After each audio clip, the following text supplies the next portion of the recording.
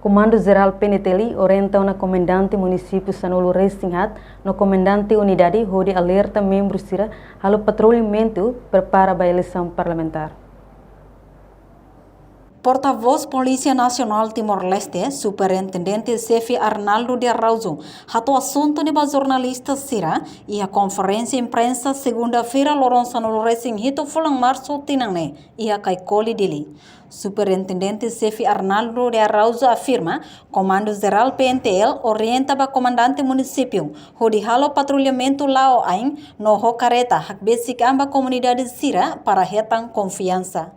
Campanha Comando Geral PNTL orienta para comandante município São Resinghat, nós comandante unidade Sira, para atender alerta para membros Sira, onde halo patrulhamento bebê lain no careta e fatem ser bem maka e mabarak ia ba.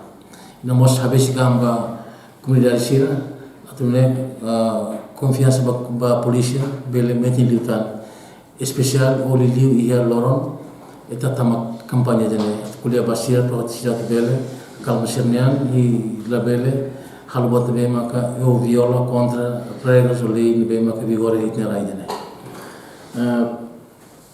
Tuifali aquela informação que está hoje dia 13 de março, comando sai ordenando para comandante município São Resinghat, a tubele coloca em membro Sira e a fatem esta nacional do município São Resinghat, né?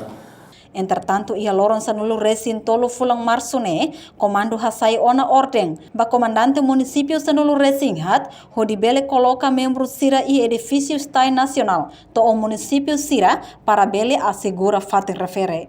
Reportagem Celeste de Jesus, Febriana dos Santos, Televisão Timor-Post. Janela informação ba ema hotu.